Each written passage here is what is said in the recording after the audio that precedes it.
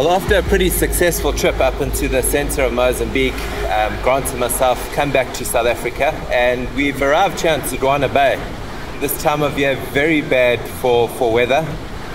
Change of the seasons, the land's starting to get a lot warmer, so you start getting a huge wind difference between the low pressures and the high pressures. While we're here, we're looking for the bottlenose dolphins. They're apparently two separate pods that work up and down this coast, each pod working between 40 and 50 kilometers. Hopefully we got to find these animals and spend quite a bit of time with them.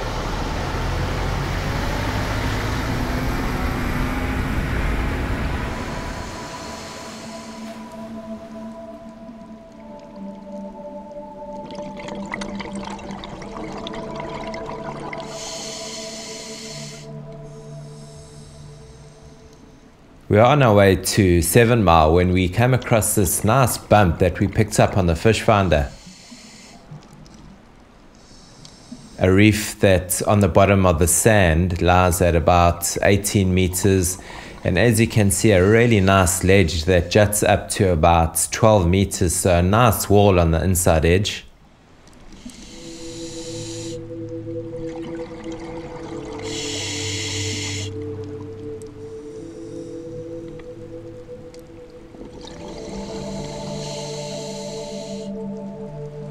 At one particular spot I found a really nice big octopus. He didn't stick around for too long. Coming out of the cave systems, I found that on top there was also some really nice topography, and with this topography lots of fish as well. Blue-banded snappers, flame goatfish, all the reef dwelling fish that one normally finds in this Sodwana Bay area.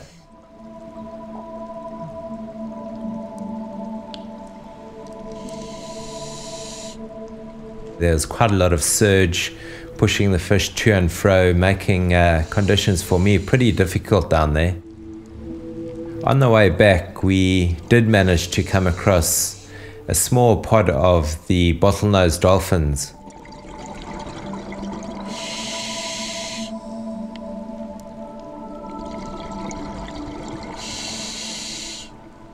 They weren't traveling all together nicely packed in a small group.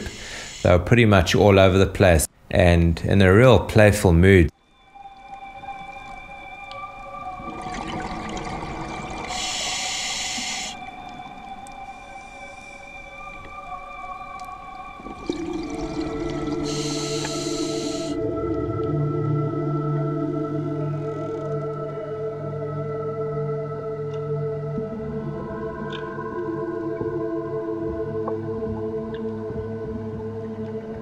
These guys were right in the waves, and with the winds that have prevailed over the last couple of days, there was a fair amount of swell, so we didn't venture too far into the surf zone.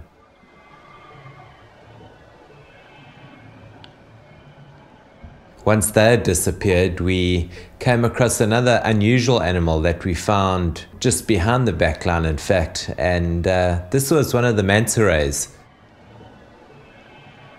This particular animal was not the giant pelagic manta ray that we filmed up in the Nyambane province in Mozambique, but this is the reef manta. It has no trailing edge below its wings, and this is one of the telltale signs between the two different species.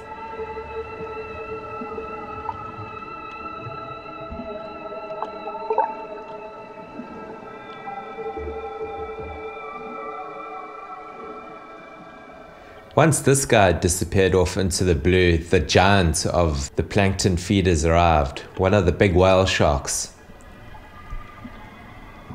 This animal was also swimming from the north up to the south, and a really nice specimen, between 5 and 6.5 meters in length.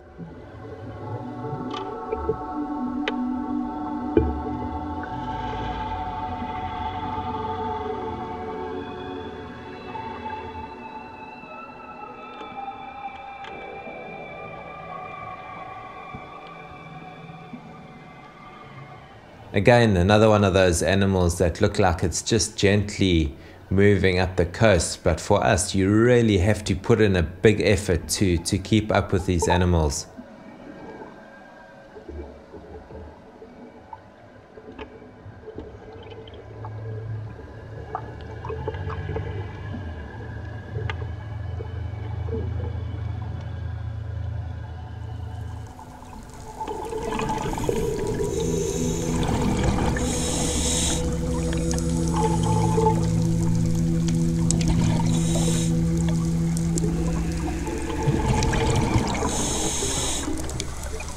These are the schooling coachmen that you'll always find on the current side of the reef.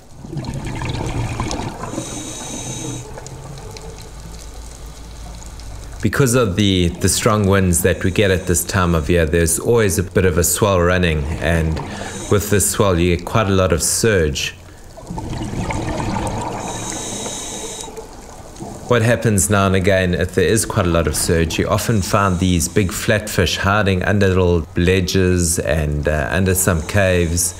And today we came across a really nice big round ribbon-tail ray. This particular one had a really outsized hump on her back, and this could definitely lead to the assumption that she was pregnant.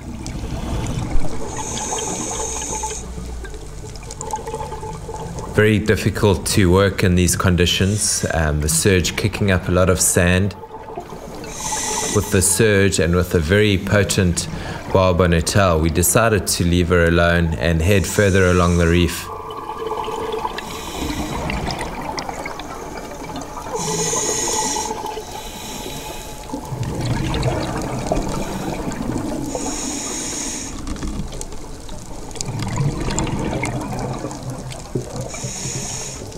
We dropped below the ledge and into some interesting little caves and crevices where we found some really interesting fish.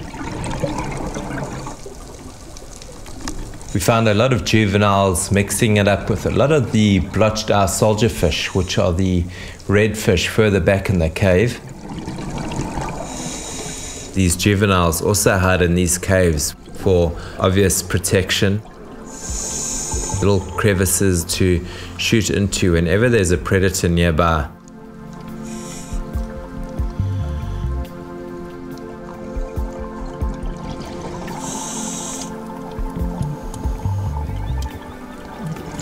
It was in one of these caves that I came across another one of the rays that frequent these reefs, and this is the sharp-nosed brown stingray, quite often referred to just as the sharp-nosed stingray.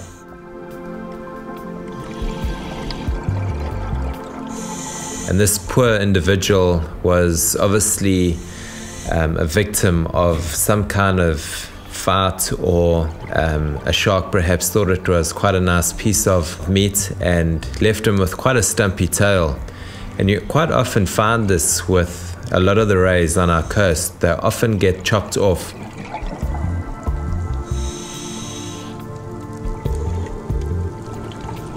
From there, both Grant and myself used the slight north-south current just to drift down the inside ledge.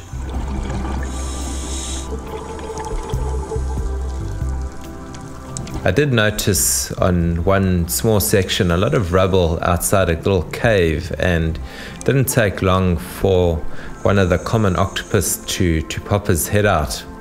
Quite a nice sized animal.